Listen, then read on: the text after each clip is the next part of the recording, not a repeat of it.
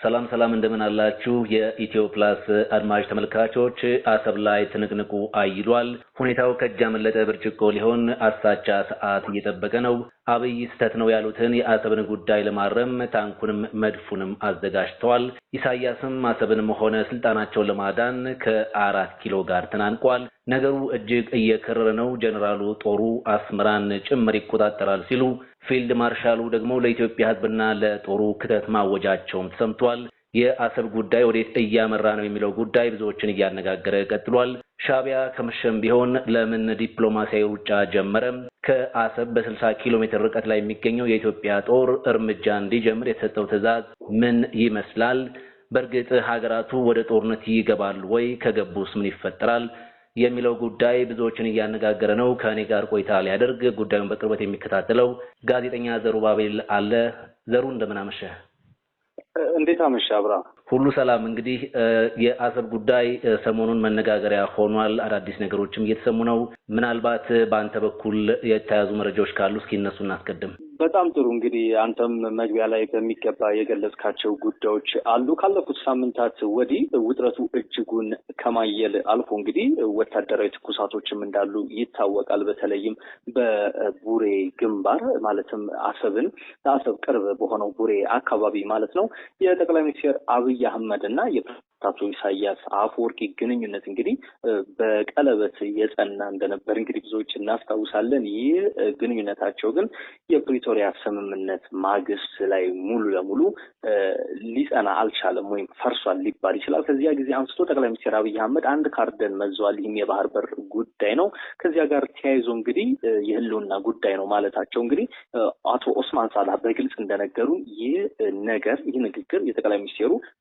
ባህር በር የህልውና ጉዳይ ነው ማለታቸው እንግዲህ ሻቢያ ላይ በዋናነት ትልቅ ፍርሃትን ነው የፈጠረው በሁለት መልኩ ነው ሻቢያ ላይ ይህ ጉዳይ ፍርሃትን የፈጠረው አንደኛው አሰብን እንጠቃለው የሚል አይነት ፍርሃት አይደለም ሻቢያ አሰብ የኢትዮጵያ እንደሆነ እንግዲህ ያውቀዋል ልቡ የሚያውቀው ነው የመሆኑ ብቻ ሳይሆን ስልጣኔ እንጠቃለው ከሚል የፍርሃት ቆፈን ስር እንዲገባ አድርጎታል ከጥቂት ሳምንታት ወዲህ በተለይ ካለፈው ሳምንት ጀምሮ ደግሞ ዲፕሎማሲያዊ ሩጫ ላይ ትገኛለች ኤርትራ በተለይም ከኢራን ከአውሮፓ ህብረት የውጭ ጉዳይ አማካሪ እንደዚሁም ደግሞ ከአሜሪካ የውጭ ጉዳይ አማካሪ ጋር ኤርትራ መክራለች ከዚህ በተጨማሪ የኢትዮጵያና የኤርትራ ባለስልጣናት ምናልባትም ሁለቱ ሀገራት ወደ ውጥረት ከገቡ በኋላ ለመጀመሪያ ጊዜ ሊባል ይችላል እንግዲህ ፊት ለፊት ተገናኝተዋል የሁለቱ ሀገራት አመራሮች እንግዲህ ከሰሞኑ የተባበሩት መንግስታት ድርጅት ዓመታዊ ጉባኤ በኒውዮርክ እየተካሄደ ይገኛል በዚህ ጉባኤ ላይ እንግዲህ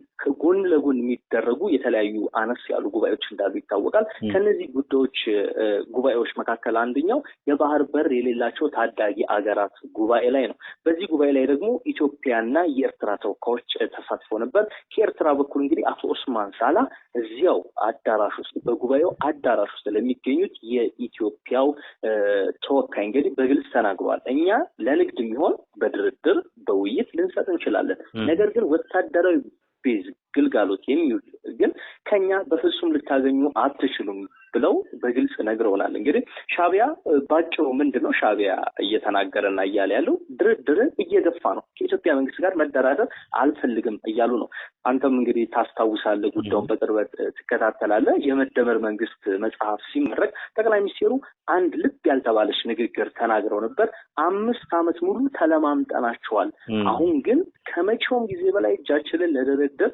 ዘርግተናል ሲሉ እንግዲህ የትኛውም የጎረቤት ሀገራት ያው በስም ባይጠቅሱም ኤርትራ እንደሆነ እንግዲህ ፖለቲካውን በቅርበት ለሚከታተል ሰው እንግዲህ የግልጽ ምላሽ ይመስለኛል እንግዲህ ከዚያ በኋላ ኤርትራ ምላሽ ሰጥታለች ጠቅላይ ሚኒስትሩ ታቀርበዋል ምናልባት 5 አመት ስንለማመጥ ለድርድርም እጃችን ዘርግተን ቆይተናል ያሉት ክቡር ጠቅላይ ሚኒስትሩ ግልጽ የሆኑ የንግግር መድረኮች ነበሩ አይደለ ዘርሽ በደንብ ነበሩ ታስታውስ ከሆነ ከሁለት አመት በፊት ጥያቄው በይፋ በጠቅላይ ሚኒስትሩ አንደበት ሲነገር ከጠብታ ውሃ እስከ ባህር ውሃ የሚል ረጅም ንግግር ጠቅላይ ሚኒስትሩ በመንግስታዊ ቴሌቪዥኖች ተላልፎ ነበር እዛ ላይ ምንድነው ያሉት ከአየር መንገዱ እንደዚሁም ደግሞ ከኢትዮ ቴሌኮም የሼር ድርሻ ሰጥተን ወደብ ለማግኘት የባህር በር ለማግኘት ያላደረግነው ጥረት የለም ብለው ነበር። ከዚህ በተጨማሪ አንተ ታስታውስ ከሆነ የፕሪቶሪያ ስምምነት ሲፈረም ሊፈርስ ቻለ እንጂ የሻዕቢያ መንግስት እኮ አሰብ ወደብ እንድንጠቀም በዩኤኢ ወጪ እኮ እየለማ የነበረ ነው። እስከ መጋቢት ወር ድረስ የዛሬ 2 ዓመት መጋቢት ወር ድረስ እንግዲህ ያ ስራ እየተደረገ ያለ ነው የቆመው። በተከታታይ ሳውዲ አረቢያ ሪያድ ላይ የተደረጉ ንግግሮች ነበሩ። የዲፕሎማቲክ ምንጮች በተከታታይ ያጧቸው መረጃዎች እንደሚያመላክቱ በሳውዲ አረቢያ ከአንድም 2 ጊዜ በተለይ ባለፈው ዓመት በዚህ ጉዳይ ላይ ተወያይተዋል። ይሁንና ግን የሻዕቢያ መንግስት አሁንም ቢሆን ወታደራዊ ቤዝ አልፈቅድም ነው የሚለው። አይተው ከሆነ የሻዕቢያ መንግስት በግልጽ በሳውዲ አረቢያው ድርድር ላይ ኦፊሻል ባልተደረገ ድርድር ላይ እንግዲህ ይህንን ጉዳይ የባህር ወታደራዊ ቤዝ የሚሆን ነገር አልሰጥም ካለ በኋላ እንግዲህ የኢትዮጵያ መንግስት ሄደው ይሄ ነገር እኮ አሰብ ሄደበት መንገድም እኮ ልክ አይደለም ወደሚል ነገር መጣ። ገብቷል እንዴ? ትናንት እኮ እንደውም የኛ ነበረ የኛ የሆነን ነገር እኮ በስህተት ታልፎ ተሰጥቶ ነው። አሁን እኮ የሆነ ሼር እንስጣችሁና እንውሰድ እያለን ያለ ነው። እንዲህ ካላችሁማ ብለው ጠቅላይ ሚኒስቴሩም የተለያዩ የጦር መኮንኖች እነ ጀነራል ተሾመ ገመቹ ከ3 ሳምንት በፊት ፕራይም ሚዲያው ላይ ወጥተው አሰብ ላይ ትልቅ ስህተት ነው የተሰራው ነው ያሉት። በግልጽ ወጥተው የሽግግር መንግስት የኢህአዴግ የሽግግር መንግስት ይህን ነገር ሊወስን በፍጹም አይችልም ነበረ። ይህ ስህተት ይታረማል ያሉት ጄኔራሉ ጠቅላይ ሚኒስቴሩ እና ኢትዮጵያ ወደ ምን መጣች ማለት ነው። የኢትዮጵያ መንግስት ወደ ምን መጣ? ይሄ ወደ ሰጥቶ ከመቀበል መርህ ይልቅ ትናንት እኮ አሰብ የኔ ነው፣ አሁንም እኮ በዩናይትድ ኔሽን ህግ መሰረት ብሄድ ይህንን ጉዳይ እንግዲህ ዶክተር ያዕቆብ ኃይለማርያም አሰብ የማን ናት በሚለው መጽሐፋቸው ላይ አብራርተው በግልጽ ጽፈውታል። በህግም ብንሄድ እኮ አሁንም ቢሆን አሰብ ናት አሰብኛ ሆነች። አዎ ከዛ በተጨማሪ ምን አይነት ጥያቄ ነው በኢትዮጵያ መንግስት በኩል እንደውም እየተነሳ ያለው? አይደለም አሰብ የሽግግር መንግስት እኮ ለኤርትራ ሀገርነት እውቅና የመስጠትም መብት አልነበረውም። ስለዚህ ለኤርትራ የሰጠኑን የሀገርነት እውቅና እስከ ማንሳት እንደርሳለናል። ይህ ምን ማለት ነው? በዩናይትድ ኔሽን ውስጥ አንድ ሀገር ልትገነጠል ስታስብ ጥያቄ ስታቀርብ መጀመሪያ ከእናት አገሯ ፍቃድ ማግኘት አለባት። የትኛውም አገር እውቅና ሊሰጣት ይችላል። የእናት ሀገሯ ግን እውቅና እስካልሰጠቻት ድረስ ያቺ ሀገር ልትሆን አትችልም። ሶማሌላንድ እኮ ለዛ ነው ብዙ ሀገራት እኮ እየደገፏት ነው። ግን እናት ሀገር የሆነችው ሶማሊያ ግን ይህንን ፍቃድ አልሰጠቻትም፣ እስካሁን ሀገር መሆን አልቻለችም። ኤርትራም በኢህአዴግ ፉድ ስሌት ነው እንግዲህ የሀገርነት እውቅና አግኝታ ልትገነጠል እየቻለችው። እንደዚህ አይነት በርካታ ጉዳዮችን ሊነሱ ይችላል። አሁን ግን እንደው ምንድን ነው እየሆነ ያለው በሚለው እየሆነ ያለውን ነገር በኤርትራ በኩል ያሉ የመንግስት ሹመኞች እንዲሁም ፕሬዝዳንት ኢሳያስ አፈወርቂን ጨምሮ የአሰብ ጉዳይ የወደብ ጉዳይ ሲነሳ በጣም የሚደነግጡበት የሚፈሩበት ጉዳይ አለ። እንደውም አንዳንዶች ፕሬዝዳንቱ የሆነ አመት እንኳን ከተነሳ ፕሬዝዳንቱ ስልጣናቸው ላይ እንደማይቀጥሉ ታሳቢ ያደረገ ንግግር ያስደምጣሉ። እውን ኤርትራ ውስጥ የሆነ ቀውስ ከተፈጠረ ፕሬዝዳንት ኢሳያስ አፈወርቂ ስልጣናቸውን ያጣሉ ብሎ ማለት ይቻላል ዘሩ? አዎ ኤርትራ ውስጥ አሁን ቀውስ ይነሳል ብለህ ለማሰብ እጅግ ከባድ ነው። ምናልባትም በጎረቤት ሀገራት የተደራጁ አማጺ ኃይሎች አሉ የሻዕቢያውን አገዛዝ ለመገርሰስ የሚንቀሳቀሱ። በኢትዮጵያ ለምሳሌ የቀይ ባህር አፋር ድርጅት በአፋር አካባቢ እንቅስቃሴ ከጀመረ እጅግ የቆየ ድርጅት ነው። እንደዚሁም ደግሞ ብርጌድ ንሓመዱ ከቅርብ ጊዜ ወዲህ ዋና ቢሮውን አዲስ አበባ 22 አካባቢ ከፍቶ እየተንቀሳቀሰ ያለ ድርጅት አለ። እንደውም በአሜሪካ ትልቅ አንድ የምክር ቤት አባልን በሎቢስትነት እስከ መቅጠር የደረሰ እንቅስቃሴዎች አሉ። ውስጥ ላይ አመጽ ሊነሳባቸው ይችላል የሚል ነገር እንኳን አይመስልም። ምናልባት ከውጪ ተገፍተው እንደዚህ በትጥቅ ትግል የሚንቀሳቀሱ ኃይሎች ምናልባትም ለመገርሰስ ይሞክሩ ይሆናል። ፕሬዚዳንት ኢሳያስ በዋናነት ኢትዮጵያ የአሰብ ጉዳይ ማንሳቷ እጅግ ያራዳቸው ስልጣን ይነጠቃለሁ የሚል ፍርሃት ነው። ከአሰብ ጋር ተያይዞ ያለውን ነገር እንግዲህ ኢሳያስ አፈወርቂ ሉዓላዊነታችንን ለመጋፋት ምናምን የሚሉት ነገር አለ። በተደጋጋሚ የኤርትራው አፈቀላጤ አቶ የማነ ገብረ መስቀል የሚናገሩት ነገር በተደጋጋሚ ሉዓላዊነታችንን ለመጣስ ምናምን ነው። ሰሞኑንም ዩኤን ላይ ኦስማን ሳልሃም ይህንን ጉዳይ ነበር ሲደጋግመው የነበረው። ግን ይህ አይደለም ሻዕቢያን በዋናነት አሁን ላይ አሰብ አይደለም የሚያሰጋው። በዋናነት ሻዕቢያን የሚያሰጋው ስልጣኔን እነጠቃለሁ የሚል ፍርሃት ነው።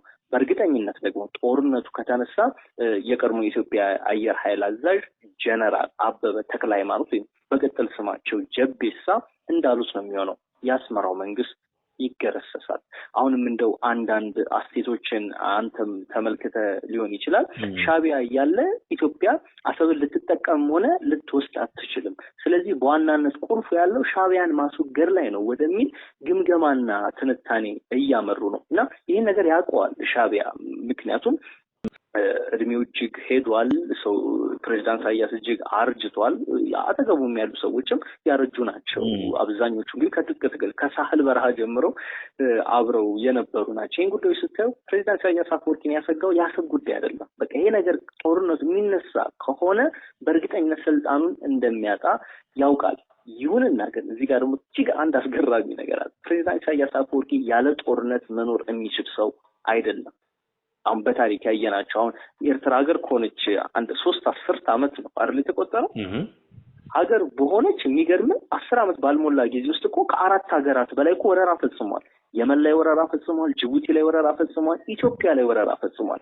በሱዳንም ጦርነት ያኔ ኤርትራ ሀገር በሆነች ሰሞን ሱዳን ላይ በነበረ ግጭትም እኮ ተሳትፏል።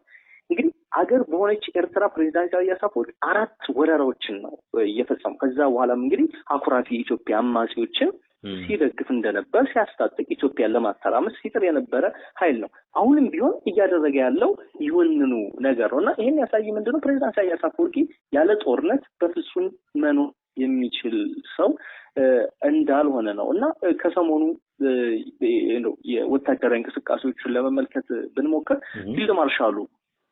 ፊልድ ማርሻል ብርሃኑ ጁላ የኢትዮጵያ መከላከያ ጦር ዋና ጠቅላይ አዛዥ እንግዲህ ከሰሞኑ በፌስቡክ ገጽ ላይ የተሰራጨ ምስል ነበር። የአሰብን ጥያቄ ኢትዮጵያ የአሰብን ጥያቄ ማንሳቷን የማይቀበል ኢትዮጵያዊ ካለ እሱ ቃላማጅና ባንዳ ነው እና መስዋዕት ለመክፈል ተዘጋጅተናል ነው የሚል። ይሄ በግልጽ የክተት አዋጅ ልትለው ትችላለህ። የሚያስኬድ ነው። ጠቅላይ ሚኒስትሩን ባለፈው እኮ በመጽሐፋቸው ላይ በግልጽ የክተት አዋጅ የሚመስል ነገር ነው የተናገሩት። ቀይ ባህር ላይ አንቀርም ነው ያሉት። ይሄ በቃ ቁርጥ ነው እያሉ ያሉት ጠቅላይ ሚኒስትሩ በባሌም ሆነ በድርድርም ሆነ በወታደር አይቀርም ነው እያሉ ያሉት እና ያሉትን ወታደራዊ እንቅስቃሴዎች ፕሮጀክት እስኪጠናቀቅ ነበር አይደለ? ምን አልከኝ? ምናልባት ሲጠበቅ የነበረው ጉዳይ የህዳሴው ግድብ የምርቃት ቀን ነበረ። አዎ ሲጠበቅ የነበረው እንደዛ ነው። እንደው ከግድቡ መጠናቀቅ ማግስት በዚህ በድጋፍ በተባሉ ሰዎች ላይ እንግዲህ አይተህ ከሆነ ከግድቡ ወደ ወደቡ የሚሉ ዘመቻዎችን ነው የተከፈቱት። እንደውም በቅርቡ አንድ ቲክቶክ ላይ የተሰራጨ አንድ አጭር ቪዲዮ አለ የአምባሳደር ዲና ሙፍቲ እሳቸው ቪዲዮ ላይ ምንድነው የሚሉት እዛው ግድቡ ላይ ሆኖ የተቀረጸ ቪዲዮ ነው እና አሁን አባይ ተጠናቋል ምን ቀረ ይላቸዋል ጠያቂው እና እሳቸው ሲመልሱ አሁንማ ወደብ ነው የቀረው የባህር በሩ ነው የቀረው እና እሳቸውም በተዘዋዋሪ ከግድቡ ወደ ወደቡ የሚለውን መፈክር ነው ያሰሙት። የፓርላማ አባል ናቸው፣ የብልጽግና አባል ናቸው፣ ትልቅ ዲፕሎማት ናቸው፣ አምባሳደር ናቸው። አምባሳደር ዲና ሙፍቲ እንግዲህ ቀላል የሚባል የምትንቀው አይነት ንግግር አይደለም። ይህን ነገር ስታይ እንግዲህ አሁን ኢትዮጵያ ፊቷን ሙሉ ለሙሉ ማለት በሚቻል ሁኔታ ከአባይ ውሃ ወደ ቀይ ባህር ውሃ ያዞረችበት ሁኔታ እንዳለ ነው የሚመለከተው። ምናልባት አንዳንድ የመረጃ ምንጮችም ጦርነቱ ምናልባት በጥቂት ሳምንታት ውስጥ ሊቀሰቀስ ይችላል የሚል ስጋታቸውን ያነሳሉ። ለዚያም ባለፉት ሳምንታት በተለይ የአሜሪካና የእንግሊዝ መንግስታት ጠንከር ያሉ መግለጫዎችን እና ማስጠንቀቂያዎችን ሲያወጡ የነበረው እና አይ ቲንክ ባለፈው የአምባሳደር ሌንጮ ባቲ ሆርን ሪቪው ላይ ያሰራጩት ጽሁፍ ነበር ከ5 ቀን በፊት። አቶ ሌንጮ እዛ ላይ በርከት ያሉ ክሶችን ነው ያሉት። የጠቅላይ ሚኒስትሩ ቅርብ ሰው የ4 ኪሎ ቤተኛ የሆኑት አምባሳደር ሌንጮ እንግዲህ በርከት ያሉ ጉዳዮችን ካነሱ በኋላ በሁለቱም መካከል ወታደራዊ እንቅስቃሴዎች እየተደረጉ እንዳሉ እንግዲህ ተናግሯል። ይህ ከፈረሱ አፉ የሚያስብል መረጃ ነው። ከዚህ በኋላ ጦርነት አይቀሬ እንደሆነ ነው የሚጠቁመው። እንግዲህ የአምባሳደር ሌንጮ ባቲ በግልጽ ካነበብከው መስመር በመስመር ካነበብከው እንግዲህ ጦርነቱ አይቀሬ እንደሆነ በግልጽ ብዙ አመላካሽ ነገሮች አሉበት። የማያሻማ ምክንያቱም የኢትዮጵያ መንግስት ከአሰብ ሌላ ብዙ ኮዞች አሉት ነው እዛ ላይ አሁን ኤርትራ መንግስት ላይ ጦርነት ለመክፈት ብዙ ኮዞች አሉት ነው እያለ ያለው። አሁን ታጣቂዎችን ኢትዮጵያ ውስጥ ከመደገፍ ከማተራመስ ከብዙ ነገሮች አንጻር እንግዲህ ሻዕቢያ ላይ ውጊያ ለመክፈት ኮዝ አለን አይነት የሚል ለዛ ያለው ስሜት ያለው ቃና ያለው ጽሁፍ ነው አምባሳደር ሌንጮ ባቲ ያሰሙት። እንግዲህ በኤርትራ በኩልስ ምን አለ ነው? አሁን በኢትዮጵያ በኩል ያሉትን እንቅስቃሴዎች እንግዲህ አየን። በኤርትራ በኩልስ ምን አይነት እንቅስቃሴዎች አሉ ካልከኝ እንግዲህ ያው ከ7 ወር እና 8 ወር በፊት ሆነው ልዩ የሆነ ክተት አዋጅ ከታወጀ በኤርትራ ቴሌቪዥን ብሔራዊ ቴሌቪዥናቸውን እንግዲህ ሚዲያ ሞኒተር ሳደርግ እንዳገኙት እንግዲህ ያኔ ኢትዮጵያ ወራሪው የኢትዮጵያ ኃይል ምናምን የሚሉ በቃ ከኃይለ ሥላሴ ከሚኒሊክ ከአፄ ሚኒሊክ ጀምረው ኃይለ ሥላሴን፣ ደርግን፣ ኢህአዴግን አሁን ያለውን መንግስት የሚዘልፉ በእርግጥ መንግስትን አይደለም እየዘለፉ ያሉት ኢትዮጵያን እየሰደቡ እና እየዘለፉ ያሉት እንግዲህ ህዝቡን እየቀሰቀሱ ነው። ከዚህ በተጨማሪም አንድ ሜካናይዝድ ጦራቸውን ተጨማሪ ሜካናይዝድ ጦር ወደ አሰብ አምርቷል። ከዚህ በተጨማሪም ካለፈው ሳምንት ወዲህ ደግሞ ተኩስ ልምምድ በቡሬ አቅጣጫ ማለት ነው የተኩስ ልምምድ መጀመሩን የሚገልጽ መረጃ እየወጣ ይገኛል። እንግዲህ በኤርትራ በኩል ያሉ ወታደራዊ እንቅስቃሴዎች እንግዲህ ይህን ይመስላሉ። በዲፕሎማሲያዊ መስኩ እንግዲህ ከኢራን ጋር ተነጋግረዋል። ምን መከሩ የሚለው እንግዲህ የዲፕሎማቲክ ምንጮች እስካሁን ያሉት ነገር ባይኖርም የሁለትዮሽ ግንኙነታቸውን ለማጠናከር የሚል ነገር ነው። ይሄ ግን ያው ዲፕሎማሲያዊ ቋንቋ እንጂ ብዙ ነገሮች ላይ በተለይ ከቀይ ባህር ጋር በተያያዘ ብዙ ጉዳዮችን ሊያወሩ እንደሚችሉ ይገመታል። ኢራን እዚህ ቀይ ባህር ላይ ካላት ፍላጎት አንጻር ጋር ተያይዞ እንግዲህ በርከት ያሉ ጉዳዮችን ልንመዝ እንችላለን። ከአውሮፓ ህብረት ከአሜሪካ ጋር የሚታወቀው ምናልባት ቀይ ባህር ላይ በኢራን የሚደገፈው የየመኑ ሁቲ እንዳሻው የሚፈነጭበት የንግድ መርከቦችን የሚያጠቃበት ትልቅ እንቅስቃሴ የሚያደርግበት መሆኑም ይታወቃል። አዎ እንደውም አንዳንድ መረጃዎችን ሳይ ምንድነው የሚለው እዚህ ምጽዋ አካባቢ ወደ ቆላው የኤርትራ ክፍል የሁቲ አማጺዎች በነጻነት እንደሚንቀሳቀሱና እንደሚሰለጥኑ እንደሚደራጁ መረጃዎች ያሳያሉ። ይሄ መረጃ እንግዲህ አልተረጋገጠም፣ በጭምጭምታ የሚሰማ ነው። ግን የሻዕቢያው መንግስት ከዚህ በፊት ሲያደርግ እንደነበረው ከባህሪው አንጻርና አኳያ ካየነው ግን ከሁቲ ጋር ግንኙነት ሊጀምር የማይችልበት ምክንያት የለም። ከዚህ በፊት አልሻባብን እስከ አፍንጫው ሲያሰለጥን የነበረ ድርጅት እንደነበር በዩኤን ላይ የተመዘገቡ ዶክመንቶች አሉ። እንግዲህ የአልሻባብ ቀኝ እጅ የነበረ ድርጅት ነው ሻዕቢያ። ስለዚህ ሁቲ የተባለን አማጺ ቡድን ላይደግፍ የሚችልበት እድል የለም። ከኢራን ጋር ሲወያይም እንግዲህ በገደምዳሜ ያው ከሁቲ ጋር ሊሰራ የሚችልበት እድል ሰፊ ነው። ይህ ሆነ ማለት ደግሞ እስራኤል ከኢትዮጵያ ጎን ተሰልፋ ኢትዮጵያና እስራኤል ያላቸው ባህላዊ፣ ሃይማኖታዊ፣ ፖለቲካዊ ትስስሮች፣ የእምነት ትስስሮች አሉ። ከዚህ አኳያ ስታየው እንግዲህ ምናልባት እስራኤል ራሱ ምናልባት እሱ በጣም ረጅም ቢሆንም ግን እስራኤል ራሱ በዚህ አይነት በኢትዮ ኤርትራ ውጥረት ማለት ልትገባ የምትችልበት እድል ዝግ ሊሆን አይችልም። ምናልባት አሁን በሐማስ ጋር እስራኤል ራሱ በዚህ አይነት በኢትዮ ኤርትራ ውጥረት ማለት ልትገባ የምትችልበት እድል ዝግ ሊሆን አይችልም። ምናልባት አሁን በሐማስ ጋር ምናልባት እንደውም አንዳንዶች እኮ ኢትዮጵያን የአፍሪካ እስራኤል የሚል ተቀጽላ ስምም የሚሰጧት አካላት አሉ። እንደዛ እንደው በቅርቡ አንድ የኬንያ የፓርላማ አባል እኮ ኢትዮጵያ እኮ የአፍሪካዋ እስራኤል ናት የሚል ኢትዮጵያን የሚዘልፍ ጽሑፍ አሰራጭተው ነበር። በኃይለ ሥላሴም ጊዜ እንግዲህ ለትጥቅ ትግል ያኔ የኤርትራ አማጺ የነበረው ጀብሃ ሲቀሰቅስ የነበረው አንድም ኢትዮጵያ የአፍሪካ እስራኤል ነች፣ ጸረ እስላሚክ ሀገር ናት የሚል እጅግ አደገኛ ከእውነት የራቀ ድምዳሜ እንደነበር እንግዲህ እናስታውሳለን። ከዚህ አንጻር ካየነው እንግዲህ በዋናነት ዩኤኢ እና ሳውዲ አረቢያ ነው የምናስቀምጠው። አሁን ቀጠናዊ አሰላለፎችን የምናይ ከሆነ በዋናነት ዩኤኢ እና ሳውዲ አረቢያ በተለይ ከኢትዮጵያ በኩል ያው ምንም የሚያሻማ ነገር የለውም። ዩኤኢ አለች። ሳውዲ አረቢያ ደግሞ ከአስመራው መንግስት ጋር ነው እንግዲህ ከአዲ ሀሎ ቤተ መንግስት ጋር ቤተኛ ነች። ግብጽ አለች። ግብጽ እንደውም ከሰሞኑ የዩኤን ጉባኤ ላይ ኢትዮጵያ የኤርትራ ሉዓላዊነት ለመዳፈር ትንኮሳ እየፈጸመች ነው የሚል እጅግ አደገኛ እንግዲህ ምን አገባት ልትል ትችላለህ። እንዲህ አይነት መግለጫዎችን አውጥተዋል እና ምናልባት እንደ ግብጽ እና ሳውዲ አረቢያ ያሉ ሀገራት ሻዕቢያ ጋር የመሰለፍ እድላቸው ሰፊ ነው። በኢትዮጵያ በኩል ግን በእርግጠኝነት የምዕራባውያን ሀገራት ድጋፍ እንደምታገኝ ግልጽ ነው። ምክንያቱም ምዕራባውያን ሀገራት ሻዕቢያ እንዲወገድ ከመፈለጋቸው አኳያ ከጥቅምም አንጻር ስታየው ኤርትራ ይዘህ ምን የምትጠቀመው ነገር የለም። እውነት ለመናገር በቆዳ ስፋትም በኢኮኖሚ በምንም ኢትዮጵያ እጅግ የተሻለች ሰፊ ቁመና ያላት የተሻለ ፖስቸር ያላት አገር ነች። ከዚህ አንጻር ስታይ እንግዲህ ኢትዮጵያ ነች የተሻለ ዲፕሎማሲያዊ ወታደራዊ ቁመና ያላት። እንግዲህ ሻዕቢያ ለዛ ነው ይህንን ስለተረዳ ነው ባለፉት 30 ዓመታት ሲዘልፋቸው የነበሩትን የምዕራባውያን አገራትን እንግዲህ አሁን እግር ስር እየተለማመጠ የሚገኘው። አብርሽ እንግዲህ አሁን በሁለቱ ሀገራት መካከል ያለው ወታደራዊ ዲፕሎማሲያዊ ፍጥጫ እንግዲህ ይህን የሚመስል ነው። ምናልባት ለማጠቃለል ያክል ዘርሽ ጀነራል አልቡርሃን ኢትዮጵያና ኤርትራን የመሸምገል ጥረት ለማድረግ ማቀዳቸውን የሚያመላክቱ አንዳንድ መረጃዎች እየወጡ ነው። ማድረግ ይችላል ወይ እውነት ከሆነ?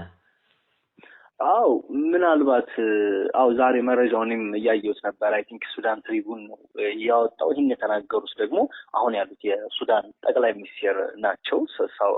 ሱዳን ውስጥ የሉም። ተቀማጭነታቸው አይ ቲንክ ሳውዲ አረቢያ ወይም ኳታር መሰለኝ እዛ ያሉት ናቸው። እሳቸው እንደተናገሩት አልቡርሃን በሚስጥር ሁለቱን አካላት ለማነጋገር እየጣሩ ነው ይላል። ይህ ግን የሚሆን አይመስለኝም። ምክንያቱም ሻዕቢያ እንግዲህ ወይ ጊዜ ለመግዛት ለሻዕቢያ ጊዜ መግዣ ካልሆነ በስተቀር ሱዳን የማደራደር ቁመናም የላትም። ገና ከኢትዮጵያ ጋር እኮ ያልጨረሰችው የመሬት ይገባኛል የአልፋሽቃ መሬት ጉዳይ ጥያቄ ውስጥ እንዳለ ነው እሱም እንዳለ ነው። እና አሁን ሱዳን ያለችበት ቁመና ራሱ ለዚህ ይሆናል ወይ ነው። 3 ዓመት ሆናት እኮ እጅግ አውዳሚ እጅግ አሰልቺ በዓለም የተረሳ ጦርነት እስኪባል ድረስ ሱዳን ውስጥ እንግዲህ የሁለት ጀነራሎች ሽኩቻ እንግዲህ ምን ያህል እልቂት እያስከተለ እንዳለ ይታወቃል። እና ሱዳን እንዲህ አይነት ቁመና ላይ ያለች አይመስለኝም። እንደው ጊዜ ለመግዣ ሻዕቢያ አሁን ወደ አሜሪካም ወደ ኢራንም ወደ አውሮፓ ህብረትም ወደ ሱዳንም እየተዘዋወረ ያለው ጊዜ ለመግዣ ፈልጎ ካልሆነ በስተቀር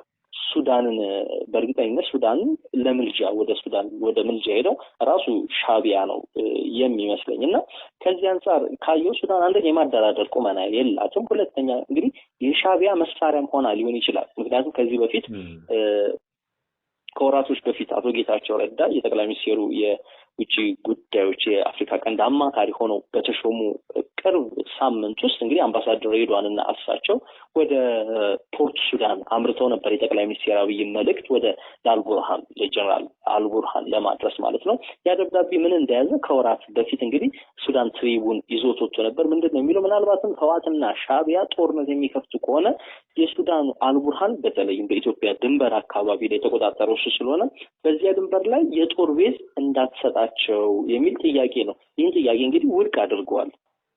ገጥቷላ እኚህ ጀነራል እንግዲህ ይህን ጥያቄ ውድቅ ካደረጉ ኢትዮጵያና ኤርትራን ለማደራደር ምን ያህል ቁመና አላቸው? ገለልተኛ ናቸው ወይስ አሁን ያሉበት ሁኔታ ይህንን ይፈቅዳሉ የሚሉ ጉዳዮችን ማንሳት ስትችል በእርግጠኝነት የሚሆን ነገር አይመስለኝም። አይ ቲንክ ፕሮፌሰር አሌክስ ዶዋል ከ3 ሳምንት በፊት በፎሬን ፖሊሲ ላይ አንድ ጽሑፍ አሰራጭተው ነበረ። አብይና ኢሳያስ ወደ ጦርነት እጅጉን ቀርበዋል፣ ቋፍ ላይ ደርሰዋል እና ያለውን በተለይ በቡሬ ግንባር እየተከማቸ ስላለው ሜካናይዝድ ጦር፣ የአየር መሳሪያ ሁሉንም ነገር በዝርዝር ያብራራና የፕሮፌሰር አሌክስ ዶዋል ጽሑፍ መጨረሻ ላይ ምን ይላል?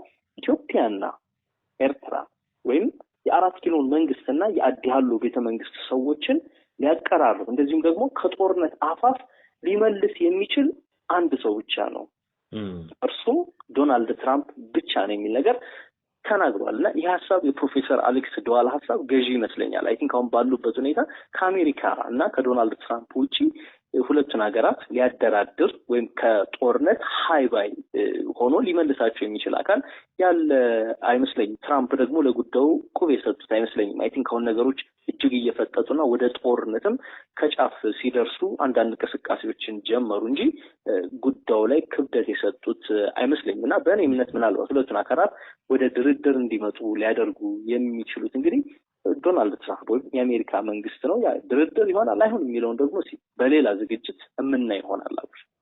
ሌላ ጊዜ ላይ የምንመለከተው ነው የሚሆነው። እንግዲህ እንደምታውቀው ዘሩ ፕሬዚዳንት ዶናልድ ትራምፕ አሁን በዋናነት በዩክሬንና በሩሲያው ጦርነት እንዲሁም ደግሞ የእስራኤልና የሐማስ ጉዳይ ላይ ነው ትኩረት ሰጥቶ ያሉትና ወደዚህ ይመጣሉ የሚለውን እንግዲህ ሰፊ ጊዜም የሚፈልግ ጉዳይ ነው። እሱን በሌላ ጉዳይ እንመለስበታለን። በጣም ጥሩ መረጃ፣ በተለይም ይሄ የቀጠናውን ጉዳይ ሰፋ ባሉ ጉዳዮች ስለተመለከትን መረጃም ስለሰጠን በጣም እናመሰግናለን። ተመልካቾች አድማጮችም ምናልባት ግምታቸውን ሐሳባቸውንም ኮሜንት ላይ ቢያስቀምጡልን እንመለከተዋለን። በጣም ጥሩ። አሁን እንግዲህ ተመልካቹም ያላቸውን ሐሳብ ቢያካፍሉን ደስ ይለናል። አመሰግናለሁ። አመሰግናለሁ ዘሩሽ።